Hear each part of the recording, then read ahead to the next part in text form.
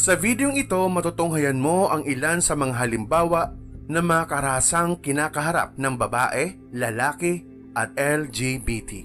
Ang video lesson na ito ay nakaangkla sa Most Essential Learning Competency na nasusuri ang diskriminasyon sa kababaihan, kalalakihan at LGBT o lesbian, gay, bisexual at transgender.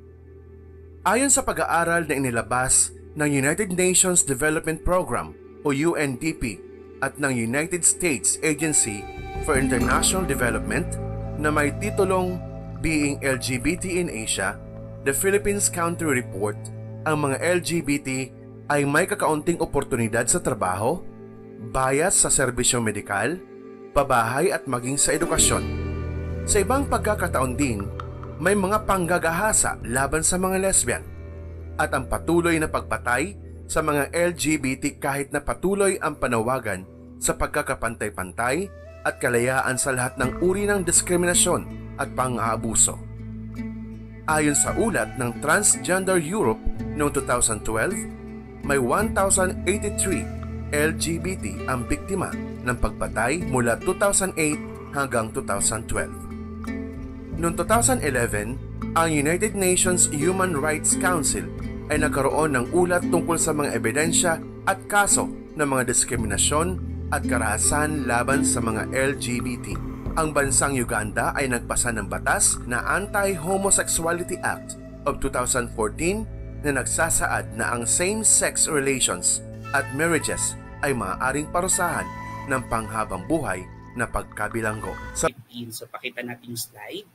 So ito yung biktima ng karahasan ng pagpatay ng taong 2015 ng isang Amerikanong sundalo. At naging bukas ang isyong ito para pag-usapan muli sa ating pamahalaan ang mga karapatan na dapat na tinataglay ng isang miyembro ng LGBTQ. Hanggang sa ngayon ay kinakala pati nahanap pa rin ang katarungan para sa pagkamatay ni Jennifer Laude noong taong 2020. Ito naman ay para sa mga bakla, bisexual at transgender. Pinagbabantaan kang sasabihin sa iyong pamilya, mga kaibigan, at mga kakilala ang iyong oryantasyong sexual at pagkakakilanlang pangkasarian. Sinasabi sa iyo na hindi tutulungan ng pamahalaan ang mga gay, bisexual at transgender. Sinasabi sa iyo na ang mga lalaki ay natural na bayolente. Sa marami sa atin, simpleng panggupit lang ito.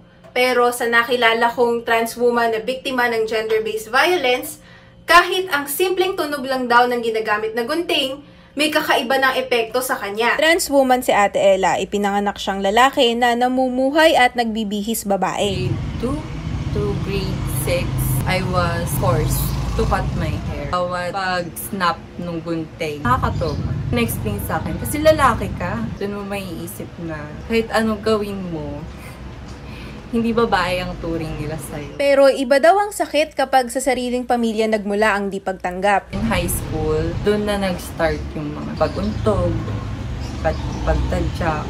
May time na pilayan ako, tapos hindi ko pa rin makapasok ng class. Isang buwan nakaranas ng pambubugbog si ate. Sobrang hirap magsumbong kasi hindi ko alam kung kanina ko magsusumbong. Ang mga nangyari kay ate, forma ng gender-based violence o pang-aabusong mental, emosyonal at pisikal sa mga LGBTQIA+ dahil sa kanilang sexual orientation. Ayon sa Bahaghari, isang organisasyong nagsusulong ng mga karapatan ng LGBTQ community, walang kumpletong data nito sa Pilipinas. Tanungin nyo ang PNP, hindi nila yun masasagot because in the first place, they never collect information. Halimbawa, ano ba ang SOGI ng tao na biktimang ito? Kawalan ng data na ito, anong implikasyon Kung niya? wala tayong mapangahawakan na datos, hindi ito kikilalanin bilang problema. A few months into the lockdown, may 2 kabataan na LGBT dahil nagkaroon sila ng quarantine violation, pinilit sila na maghalikan. Isang kaso by itself, dapat ika-alarm na natin. Paano kaya natin magagawang safe space sa LGBTQIA+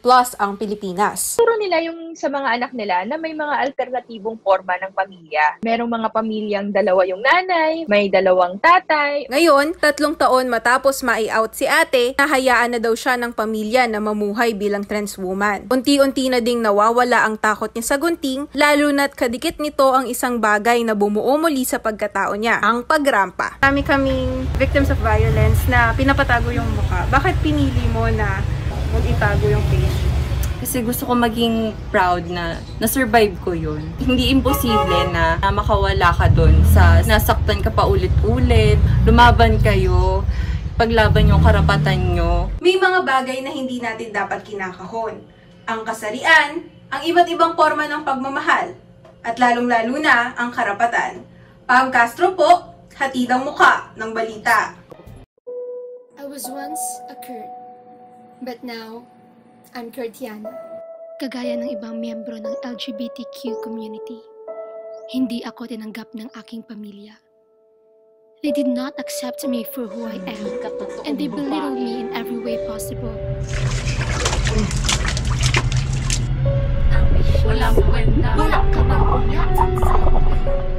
Ayoko na.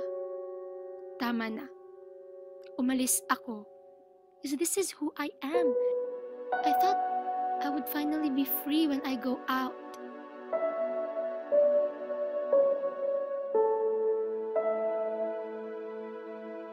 But I was wrong. Biktima ako. Biktima ako. Biktima ako. Biktima ako ng karahasan. There are just so many things wrong with branding all homosexuals in general as immoral. Ngayon, kung lalaki sa lalaki o babae sa babae, mas masahol pa sa hayop ang tao. Alam niyo po, hindi ko alam kung anong pamantayan yan ang sinasabi niyang tao. Kung ang tao ay nananakit, kung ang tao ay nanyuyurak ng karapatan ng ibang tao, gugustuhin ko na po maging hayop. Tratuhin pantay-pantay ang bawat tao, anuman ang kanilang sexual orientation, anuman ang kanilang paniniwala. Ayaw ko talaga yung mga bakla na niluloko, yung evolution. There's this impression that LGBTs are accepted in the Philippines, but it's actually sham tolerance. Padig na natagpo ang patay sa kanyang apartment sa Caloocan. Tad-tad ng saksak ang biktima na ilang araw na palang patay. Kahapon ng umaga, natagpuan ng Bacoor PNP sa gilid ng expressway ang isang maleta. Nakilala ang bangkay na si Robert William Rayleigh o mas kilala bilang si Ashley Ann, isang Pinay transgender. Following the murder of transgender woman Jennifer Lauda in the Philippines, lesbians, gays, bisexual, and transgender rights groups continue to push for dialogue on issues facing their community. We should be free in America to discriminate against homosexual behavior. It's unnatural. And it's wrong. I don't want homosexuals in my crew. Build a big, large fence, put all the lesbians in there. Do the same thing with a homosexual and have that fence electrified. In a few years, they'll die. I hardly think that bullying is a real issue in schools. I want you to meet a little boy named Asher Brown. He lived in Texas. He was 13 years old. And I say was in the past because he shot himself in the head last Thursday. Billy Lucas of Greensburg, Indiana was just 15 years old when bullying pushed him over the edge. So let's say people who are in high school or people who are still growing up, it does some sort of emotional and psychological damage, you know? It does. It actually reinforces the climate of stigma that we encounter because of our sexual orientation and gender identity. So it reinforces the notion that we are immoral, that being gay is wrong, that it should not be accepted or tolerated. Right. The main challenge is that we're assuming that our society is already tolerant towards homosexuality, when it's not. Actually, part na ng isang member ng LGBT ang discrimination. Sa totoo lang, ang dami kong discrimination na nararamdaman or na-encounter araw-araw. Nandyan yung tatawagin kang bakla, kawatan kusog, bakla, mauran na liwat, bayot, dampog. I experienced na mga street na pag-insult like bayot. I wasn't sad because I was gay. I was sad because of how society treats us. Ang mga bagay na ito, ang mga panlalait na ito ay sadyang hindi nakakatuwa para sa amin. Sa tingin ko, tayong mga tao, wala tayong karapatang husgahan or pagsabihan ng hindi maganda ang kapwa natin tao.